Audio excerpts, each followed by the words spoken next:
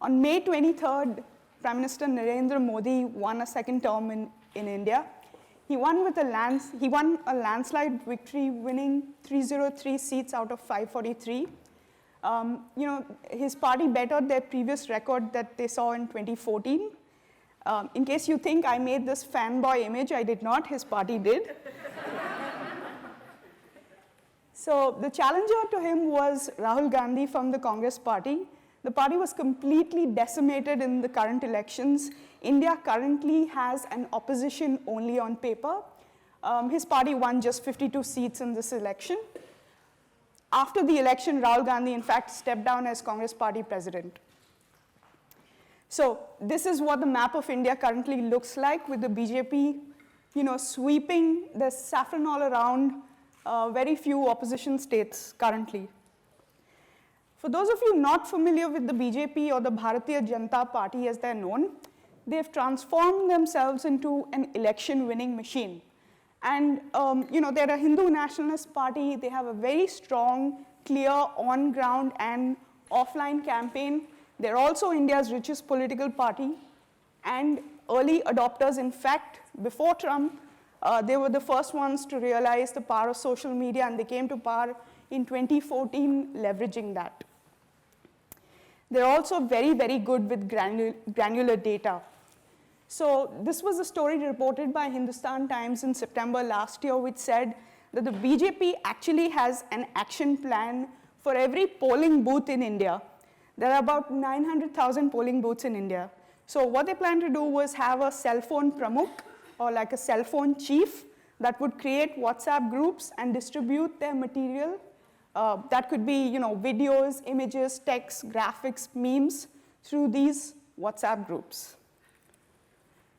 So one of the things I found very similar to the elections in India was the parallel that it had with the elections in Brazil, which is that, if you saw deep polarization, we saw messaging apps rife with misinformation. And the last 2 points are very important. Far-right campaigns actually benefit and know how to leverage when shit hits the fan. It's a fact. And lastly, misinformation during that time period is usually used to hijack the narrative. So 2 events that shaped how this election played out happened in about February. One was a terror attack. A suicide bomber on February 14th drove into a convoy of paramilitary soldiers, killing over 40 soldiers. It was one of the worst attacks that we saw in Kashmir. The country was wounded. There was a sentiment of hurt and wanting revenge. Soon after, the suicide bomber released a video. His image was cropped from that video and photoshopped onto a picture which showed the Congress party president. This is the original photo. And after this event on February 14th, we saw an onslaught, like an avalanche of misinformation that fell through. We saw videos and photos from Syria, Iraq being shared as India. We saw mock drills saying this is the Indian army. We saw images of soldiers and militants killed passed off as recent. The scale of misinformation was so great that the paramilitary force that was targeted in this attack launched their own internal fact-checking mechanism. In fact, when we spoke to them, they said, instead of grieving, we were looking for fake posts. The second event that sort of shaped this election was a retaliatory airstrike by India.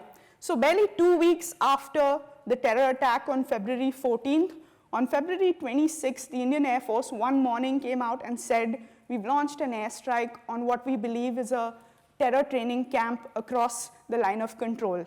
Essentially what India had done was, this could be seen as triggering as an act of war. Soon after, this video went viral on social media. Oops.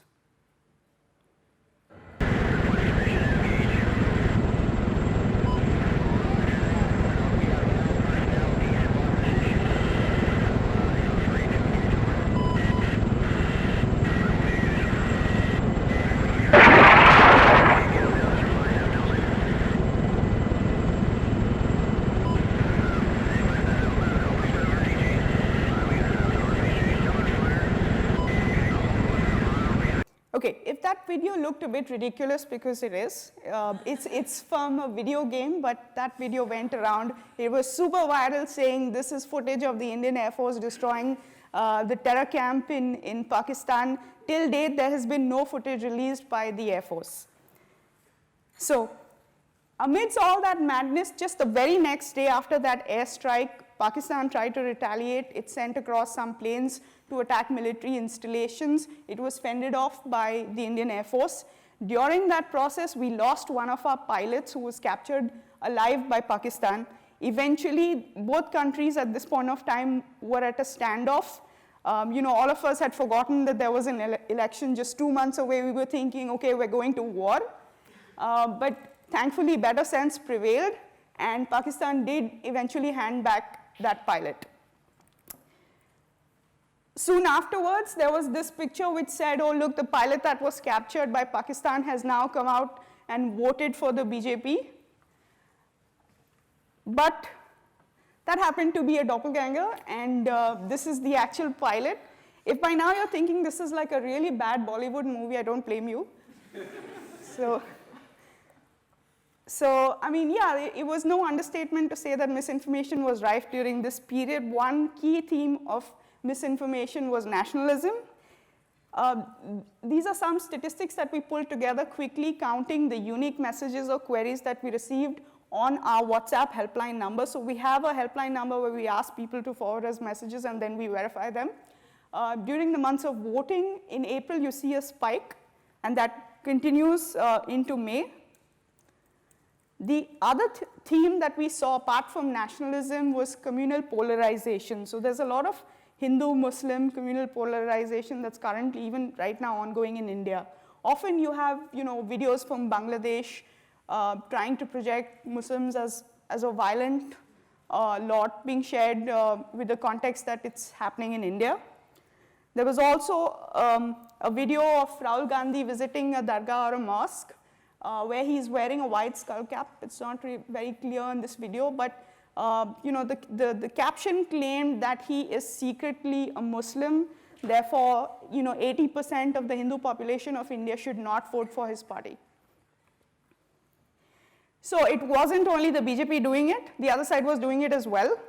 Divya Spandana was the Congress party's, okay, I have 2 minutes more, Congress party's social media head. Through this picture, she tried to make a comparison with Hitler. If you see the original photo, he's been photoshopped. Here's another one where we show the Pakistani flag. This one claimed Modi hired a makeup artist, but if you zoom in, you can clearly see that they were, taking measurements. Yeah. We also saw a lot of voter fraud, posts related to voter fraud and fake surveys such as this. This is about electronic voting machines. This one claims you can ask for a challenge vote if your name is not on the voter list. And this is my favorite. It's actually prosthetic fingers made for the Japanese Yakuza. But we also came across an instance of a fake politician that was created where we saw a number of videos that claimed this is politician Anil Upadhyay from BJP, and then some other post which claimed he belonged to the Congress party, and we did a deep dive and found out nobody by that name exists. So finally, I'll just end with this. Some of the themes that we saw, I went through nationalism, Hindu-Muslim polarization, integrity of electronic voting machines. Misinformation was mostly visual and visceral, images, videos, memes. We did not have that many data claims to fact check. Messages triggering outrage went viral more quickly. And finally, the left also did it, but it did not gain as much traction. I'm good on time? Okay, then we have more slides. All right, this is all right. This is the last one. So why is WhatsApp such a big vector of misinformation in India? It's because it has 400 million, we have 400 million WhatsApp users. That's practically about the same size of the population, more or less, that's online. Cheap data plans have enabled a lot of people to come online. Many of these people who've come online for the first time, they don't know how to tell fact from false news. And finally, misinformation thrives in regional languages, away from the scrutiny of fact checkers, which mostly operate in English and Hindi. All right, my time's up, and yeah. Thank you.